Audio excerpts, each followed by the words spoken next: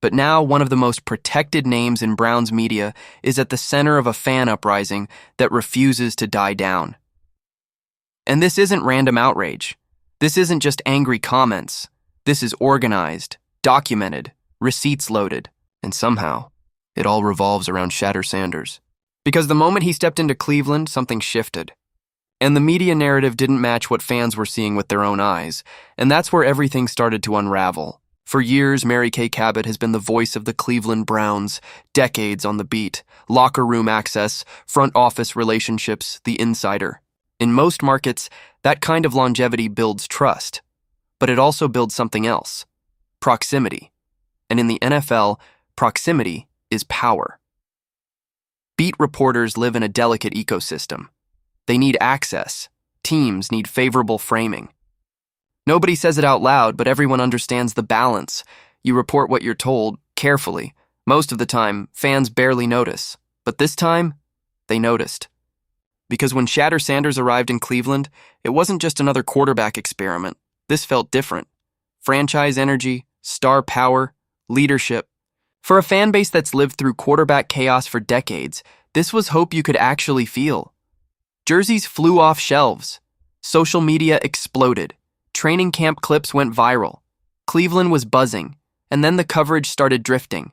Not aggressively, not obviously, subtly. Questions about readiness, anonymous concerns from unnamed sources. Framing that made strong performances sound like developmental projects. Praise wrapped in hesitation, doubt planted in headlines. Fans started asking a simple question.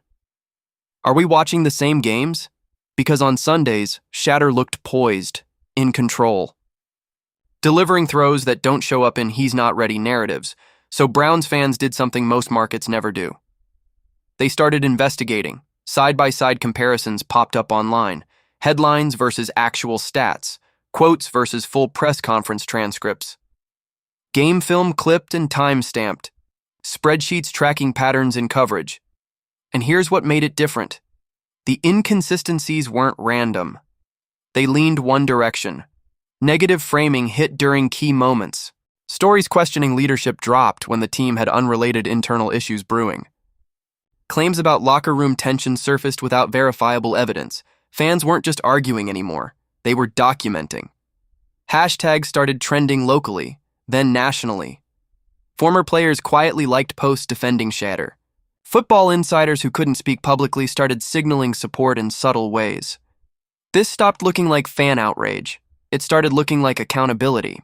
And then Jimmy Haslam's name entered the conversation. When an NFL owner gets indirectly pulled into a media controversy surrounding his franchise quarterback, that's not noise. That's business. Because Shadour Sanders isn't just a player. He's an investment, a face of the franchise decision. If public narrative starts undercutting that investment, it affects ticket sales, fan morale, national perception, everything. What made it more complicated? Reports from inside the building painted a completely different picture. Coaches praising his preparation, teammates backing his leadership, internal excitement about his development. That didn't line up with the public framing, and that tension, it's not sustainable.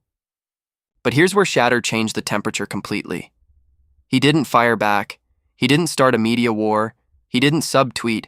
He performed clutch third downs, tight window throws, 2-minute drives that silenced stadium doubts, leadership in huddles, calm under pressure, the kind of composure you can't fake. And then came the moment that broke the narrative. The Pro Bowl selection.